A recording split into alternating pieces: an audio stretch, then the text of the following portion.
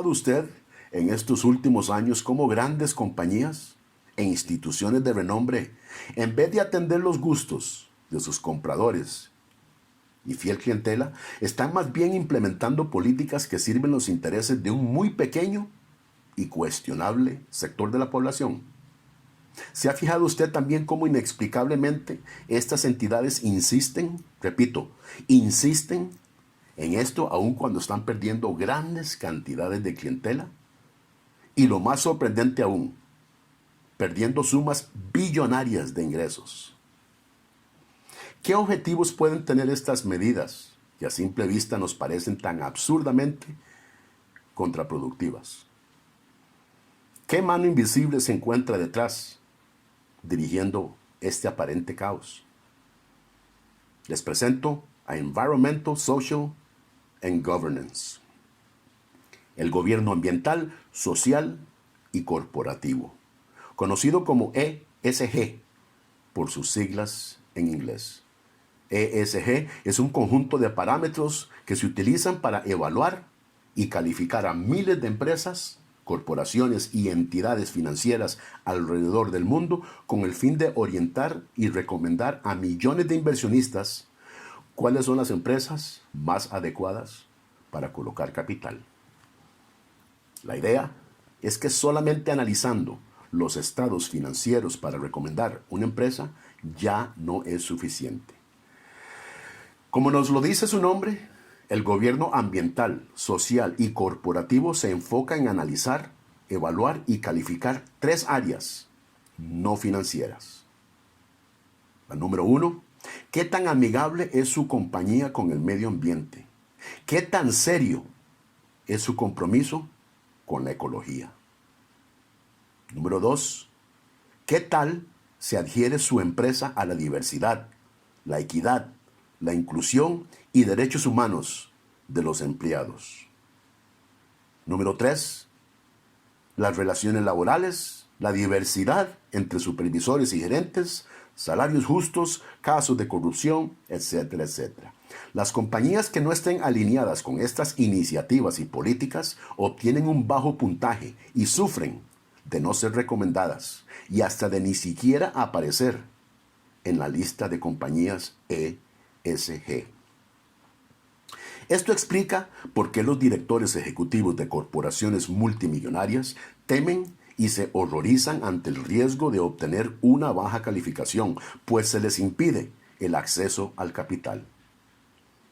Por más exitosas que estén económicamente, estas corporaciones pueden caer en desgracia si violan las directrices de ESG. Por ejemplo, si se considera que la empresa no es responsable con el medio ambiente por no reciclar, o que alguno de sus productos o altos ejecutivos ofenden a la comunidad LGBTQ, a la agenda gay o a la ideología transgénero. Otra ofensa puede ser que dentro de la mezcla de supervisores y administradores de la empresa no se encuentre un número justo de minorías bien representadas. Si esto ya le huele mal, no se asombre, pues la idea de ESG nació hace más de 20 años en las mentes de una de las organizaciones más progresistas en el mundo entero, las Naciones Unidas. Es así, con el respaldo, beneplácito y apoyo de la ONU, que en tan solo 20 años las compañías calificadas ESG en el mundo entero han llegado a superar 14,000 en número, representando a más de 42 industrias. Al estar la ONU de por medio, ESG se encuentra incondicionalmente respaldado por monstruos financieros que fuertemente influyen el flujo de caja mundial. Entidades como el Banco Mundial, el Fondo Monetario Internacional, también tienen el respaldo de OGMs, organizaciones no gubernamentales, como el Foro Económico Mundial, y otras que están íntimamente ligadas a la ONU y reciben billones de dólares de fundaciones como la fundación de Bill Gates y la fundación Open Society de nada menos que George Soros, entre muchas, muchas más. Como pueden apreciar, la falta de fondos nunca va a ser un problema. Acuerpados por la ONU y sus políticas de globalismo, los progresistas quieren decidir por nosotros y separar las empresas que ellos consideran buenas de las, entre comillas, malas, obligando a estas a cumplir con sus parámetros o a desaparecer eventualmente, asfixiadas por falta de capital. Esto, señoras y señores, no es más que un intento de la izquierda por llegar a controlar las finanzas del mundo, pues ESG es un todo o nada. Si antes los ejecutivos se esmeraban por, como quien dice, amarrar a su clientela conociendo y haciéndolo todo por satisfacer sus gustos y hábitos de consumo, hoy esto ya no es prioritario. La calificación ESG es lo más importante. Las entidades que evalúan y otorgan estas calificaciones son muchas. He aquí una de ellas. MSCI, Sustainalytics, SIP Global y Bloomberg, entre muchos. Muchos erróneamente han caído en la trampa de creer que las calificaciones ESG son semejantes a una certificación, pero esto no es verdad. Estas entidades que acabamos de mencionar, todas emplean sus propias maneras y procedimientos para llegar a las calificaciones. ESG no tiene un estricto patrón de evaluación. Por lo tanto, el puntaje de una empresa puede variar dependiendo de quién la califica. Al no tener una guía universal o estándar, los criterios llegan a ser subjetivos, fácilmente manipulados y politizados para servir los intereses del progresismo. Repito, si su empresa llega a cuestionar, retar o violar estas iniciativas, puede ser eliminada de la lista de inversiones, significando grandes pérdidas de fondos y reputación. Cuando Elon Musk anunció que iba a comprar Twitter en abril del 2022, los progresistas se alarmaron. Twitter siempre fue un baluarte del progresismo. Llevaba años no solo promoviendo sus políticas y censurando las cuentas de los conservadores, eliminando publicaciones y noticias de la plataforma que no les convenía, con la excusa de que eran fake news. Sintiéndose amenazados de que la plataforma cambiaría de manos y que las sucias prácticas de censura salieran al aire, cosa que llegó a suceder, a solo 2 semanas del anuncio de la compra, el índice bursátil S&P 500 eliminó la cuenta de Tesla por completo de la lista de inversiones ESG, rindiendo vagas excusas.